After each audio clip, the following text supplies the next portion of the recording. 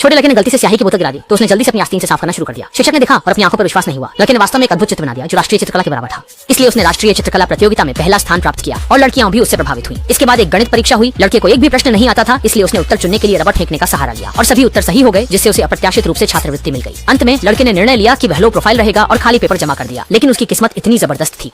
इस परीक्षा में केवल एक छात्र ने देखा कि शिक्षक कुछ गलत कर रहे हैं और वह छात्र अफांग है। अफांग सच में किसी जादू से कम नहीं लग रहा। वह जो भी करता है उसमें उत्कृष्ट होता है। पहले लगा था कि भाग्य ऊंच नीच का खेल है, लेकिन बाद में जब वह बड़ा हुआ तो उसकी सफलता की रफ्तार और बढ़ गई। उसने अति कठिन रियल एस्टेट बिक्री उद्योग को चुना और नतीजन ग्राहक लगातार आते रहे। एक अमीर महिला ने एक ही बार में दर्जनों मकान खरीद लिए। सहकर्मियों की रोजी रोटी न छीनने के लिए उसने नौकरी छोड़ने और घर लौटने का फैसला किया और यूं ही खरीदे गए लॉटरी टिकट ने एक बार फिर प्रथम पुरस्कार जीत लिया। बारिश के दिनों में जब दूसरों को टैक्सी मिलना मुश्किल होता, वो बस हल्के में हाथ हिलाती और दर्जनों कारें रुक जाती। भले ही वो ईर्ष्यालु जीवन जी रही थी। हालांकि अफांग थक चुका था। उसने गुस्से में शाप दिया कि अगर भगवान का न्याय है तो उसे बिजली से मार दे। लेकिन आसमान से सचमुच कुछ बिजली गिरी जो भागते हुए अपराधी पर जा लगी। उसे बिजली ने नहीं मारा, बल्कि उसे सर्वश्रेष्ठ नागरिक पुरस्कार मिला। अफांग ने गुस्से में संन्यास लेने का फैसला किया। भिक्षु ने उसकी अद्वितीय जीवन कहानी सुनी और लगभग ईर्ष्या से भर गया। उसी समय महंत अचानक प्रकट हुआ। उसने अपनी आस्तीन लहराई और अफांग तुरंत ताश के खेल प्रतियोगिता में पहुंच गया। उसके हाथ में एक पत्थर था। उसके हाथ में अच्छी पत्तियां थी और उसने सोचा कि ये शाप लगता है खत्म ही नहीं हो रहा है। जब वो पत्थर डालने की तैयारी कर रहा था तो प्रतिद्वंदी के पास सब बम ही थे। एक राउंड में बमों ने उसे पूरी तरह से चढ़ा दिया। फिर उसने एक पल सोचा और खुद को खुशी से मुस्कुराते पाया।